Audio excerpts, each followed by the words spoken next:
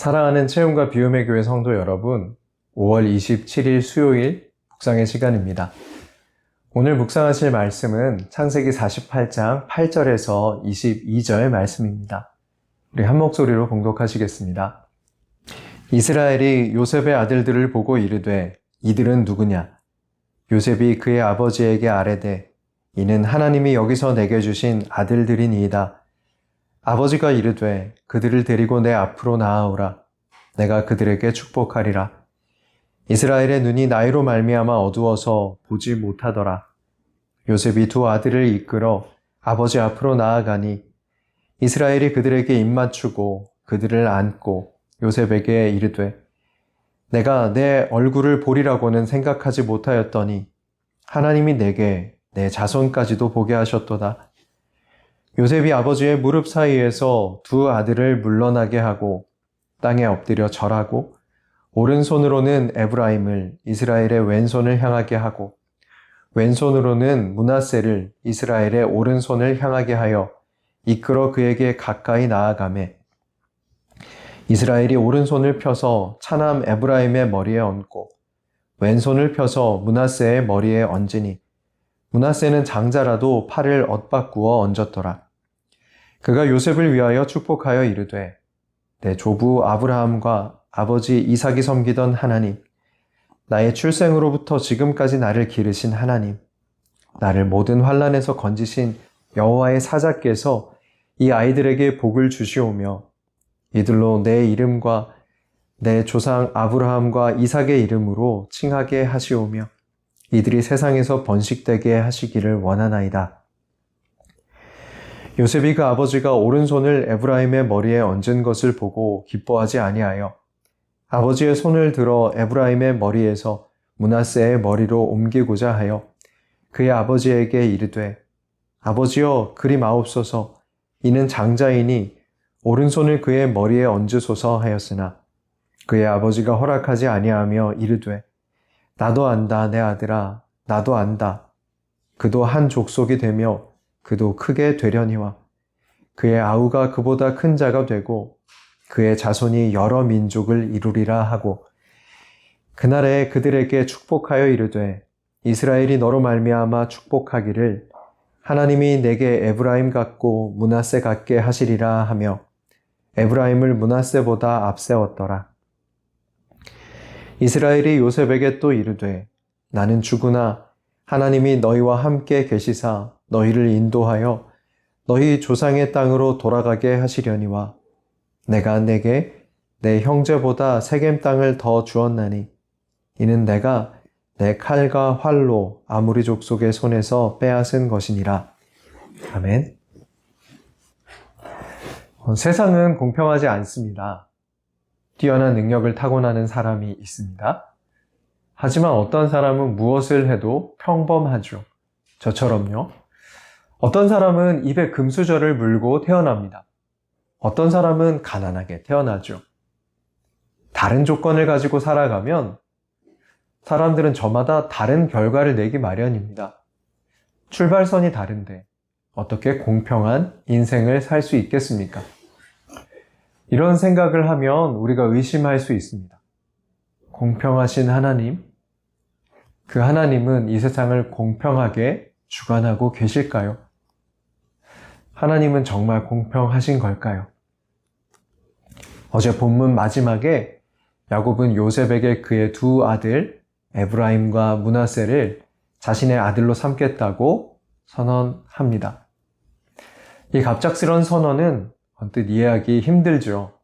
하지만 언약적인 이해를 바탕으로 그 뒤에 이어서 언급된 라헬에 대한 이야기를 종합해서 읽어보면 해석할 여지가 있습니다.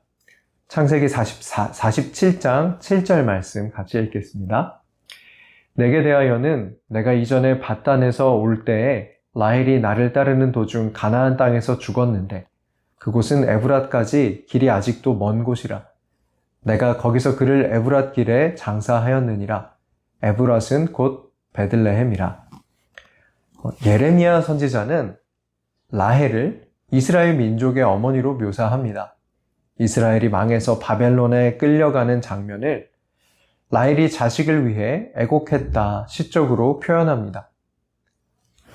야곱이 사랑한 여인은 누가 뭐라고 해도 라헬이었죠. 외삼촌이 만약 그를 속이지 않았다면 야곱에게 다른 아내들이 생기진 않았을 겁니다. 그러면 야곱의 자식은 요셉과 베냐민 둘뿐이었겠죠. 그런데 그렇게 사랑한 여인인 라헬은 결혼하고 여러 해가 지난 후에야 요셉 한 명을 낳았고요. 그리고 안타깝게도 베들레헴에 조금 못 미친 길을 가고 있었을 때 둘째 베냐민을 낳다가 길에서 죽고 말았습니다. 이런 사건들이 없었다면 라헬은 더 많은 아들을 낳아 야곱의 후손에 라헬의 몫이 더 커졌을 겁니다. 야곱은 요셉, 베냐민의 두 몫이 아니라 에브라임과 므낫세를 더하여 4명의 몫이 라헬의 자손에게서 이어지도록 합니다.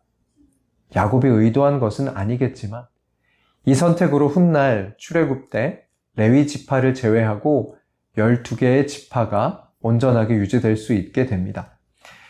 야곱이 에브라임과 므낫세를 입양한 것은 언약 공동체를 구성하는데 중요한 선택이었던 거죠.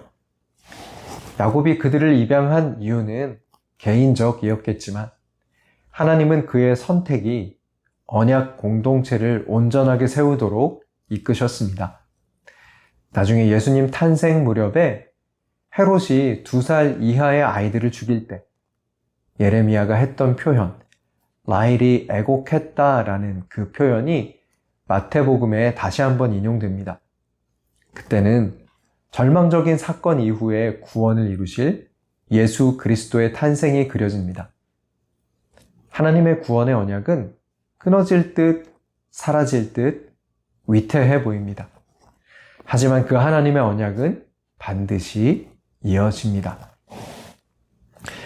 에브라임과 므낫세를 입양한 야곱은 오늘 본문에서 그 둘을 축복합니다.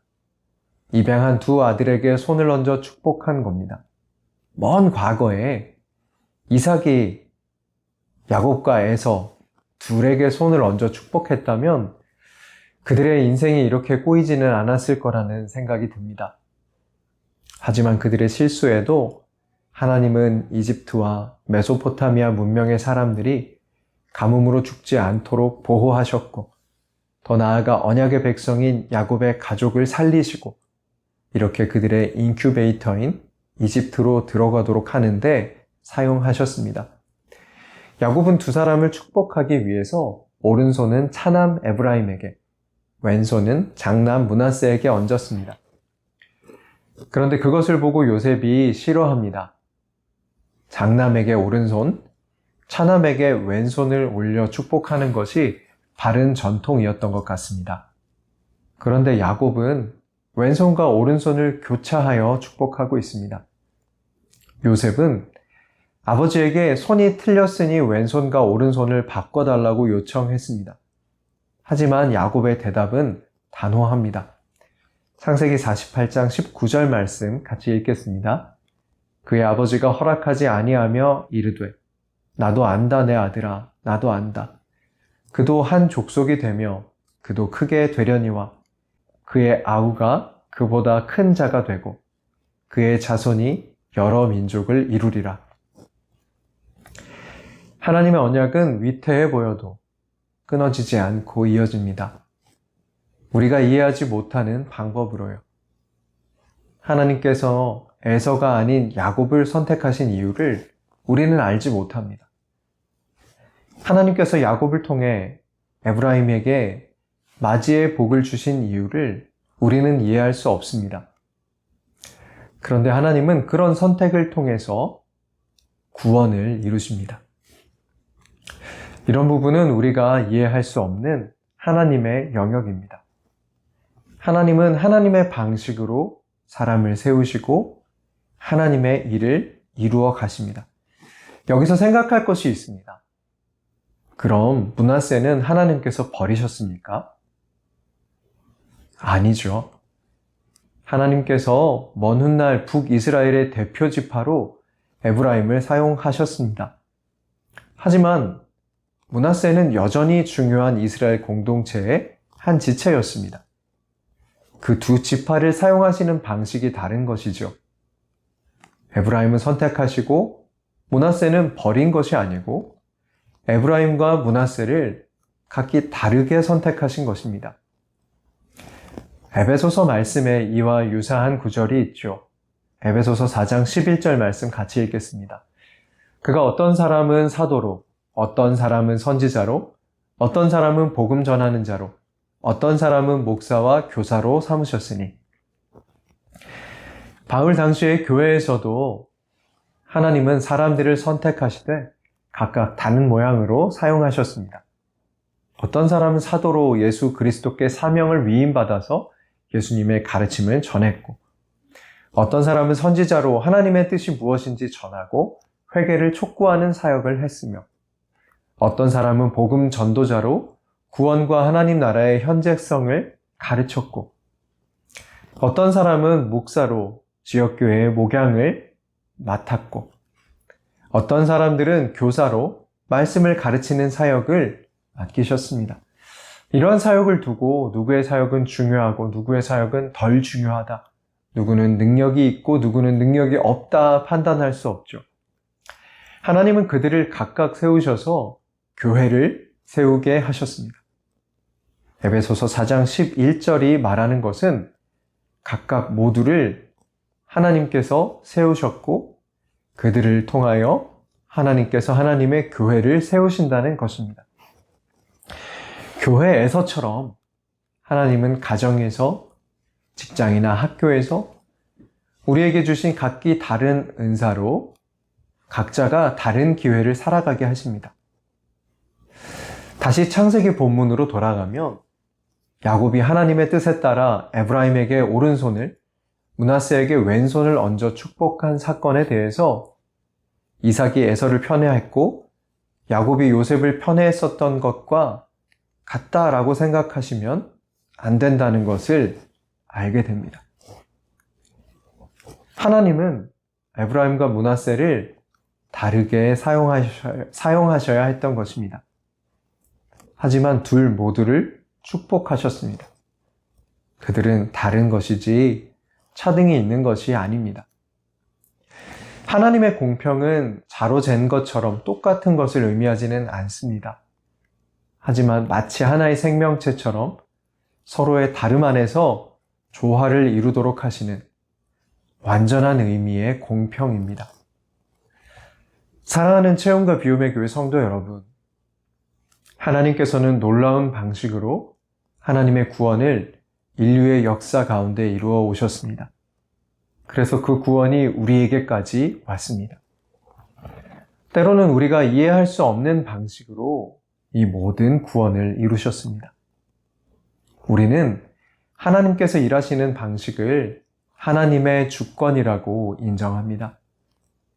우리의 눈에 공평과 불공평이 아니라 그분만이 하실 수 있는 일이라 인정합니다. 내 인생에 이해할 수 없는 상황 가운데에서도 변함없이 구원을 이루시는 하나님을 발견하고 감격하는 우리의 삶이 되기를 축복합니다. 하나님은 공평하십니다. 다음 말씀의 시간에 뵙겠습니다.